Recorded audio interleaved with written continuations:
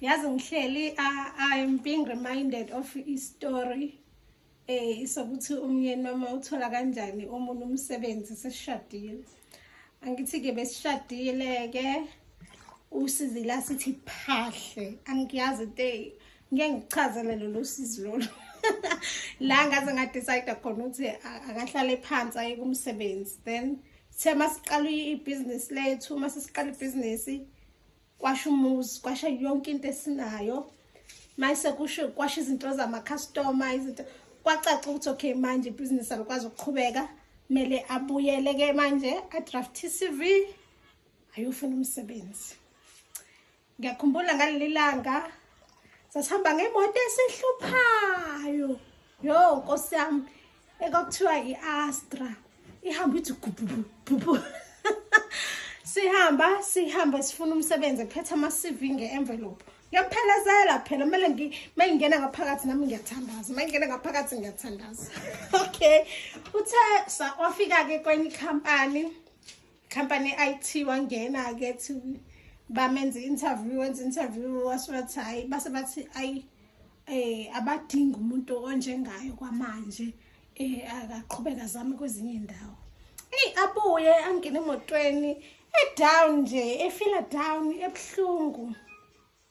Uma ebhlungu kanjalo kufona mayifona uma athi wayikade ngene night shift ngayizolo athi ngicela ningithathe la edolobheni ngakuphi sisho ukuthi sihambe sifuna umsebenzi kodwa ke singadlula sikuthathe.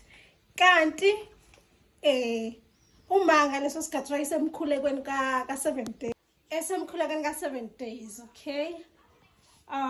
Okay, sihambe ke asho ukuthi hayi khona enye company ye-IT engiyazi engala eMaritzburg. Company enkulu.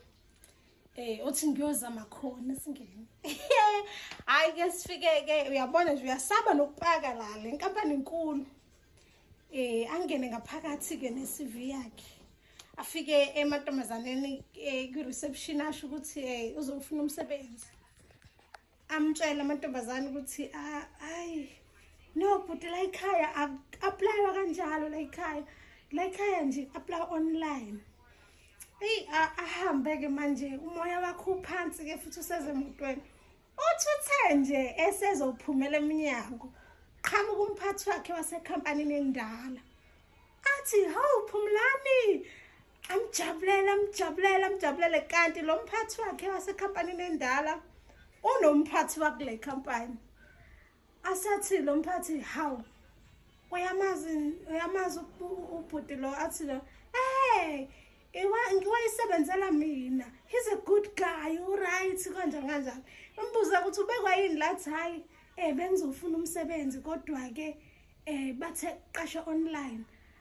Athi lo if he's a good guy ungaqala ukusebenza nini? uNkulunkulu bafethu. Okay, angifuna amandla kaNkulunkulu athi ngaqala nakusasa ukusebenza. Athi uyazi ukuthi angithi uma usebenza la ekhaya kufanele kube nemoto ephilayo. Uyacabanga ngani le moto esihamba ngayo ukuthi ithi ibuye iphushwe. Hayi uthathi athi umnyeni wami ayikhona imoto anginankinga ngiqala kusasa. Athi umphathi no kuzomela imoto ngiyoyibona eminyango. Avela aphume naye. Sihleli ke emotweni. Hayi ileso ke emotweni ho Santa Mande yakho Sharabande. Yaza nje ileso ke nje. Masithi hayi phume kumphathi ke. Indiye lide nje lilapha ya. Liphume nobaba Nyawosi. Hayi thema kusuka ground imoto. Check amathayi. Ulibona ukuthi linakho ukuthi imoto nje izohamba nje nama long distance. Ngoba as i-IT technician mele ahambe ama long distance enza umsebenzi. Iyasuka ke indaba sekuthiwa imoto ayidunyiswe. Sekuthiwa imoto ayidume ke kuhanjwe. Ibonakala ukuthi hayi ayirawunde bese abe nakho lokho athi ungaqala kodwa imoto yakho ayiwudli petrol. athi umyeni amayimudla lapho le moto ukuhamba u3 kilometers ifuna u200. Hey ngoba amadimoni mayisedla imali uma iseletha inhlupheko uma ukuhamba nje kwemoto 3 kilometers u200 faka omunye usulokhu uboleka cela nisize sesistakile indlela nje iyayinamadimoni ngayo le moto. Hayi okay athi umphathi kube ukuthi kuyavaleliswana ke handshake yayizo le handshake le eqondile ukuthi okay kusasa ke kusasa. Hayi ke sekumele sihambe umphathi umile kanje umile kanje uyabuka ke phela sisiyahamba imoto ivele ingadumi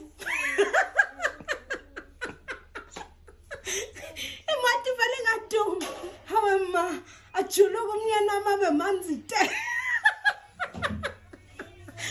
yithi laba siyadilika siyaphusha. Hey abangoba uNkulunkulu mase uvulile umnyango makuthiwa akakho ngavala hayi ake kwakumele asho ngalesi sikhathi la mphathi uthi no ngiyabonga ungabuyi kwakumele asho ngalesi sikhathi uthi no thank you brother ungabe usabuya. Hey kanti nalapho imali ithi lenkosi konke kusebenzelana kube ngokuhle kwabamthandayo uNkulunkulu nalapho kwakuyicebo kaNkulunkulu ngoba kwakumele athole ulwazi more nge-IT kuze mase siqala ibhizinisi lethu kube ukuthi usazi konke. Hayi kudala bafethu sigudla yabo hayi kudala sigudla kulenyanga lesikuyona so sithi 9 years sishadile kodwa ukuphumula kona sikuthole late.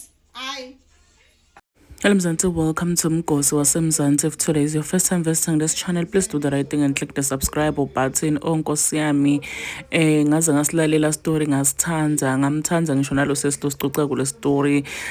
If njena ufuna give up this is your sign ukuthi unga give up and idindo lithatha isikhathi ukuthi sifike and uma uNkulunkulu sekusikhathi sakho Nkosi yami ukhiphe egcineni kwelayini akunike idindo takhe kubeke phambili because wow guys le story sasangivuselela kakhulu emoyeni and balabani basithandzile lapha enkundleni yokuxhumana basishare basho ukuthi hey bandla mase isikhathi sakho sifikile sesifikile and indlela sifika ngakhona sifika ngendlela nawe lo ungakalinzeli ngakhona avele nje uNkulunkulu athi it's your time ke sana when the time is right God will make it happen nangempela ke sana. Do comment your thoughts down on the comment section. Don't forget to hit the notification bell.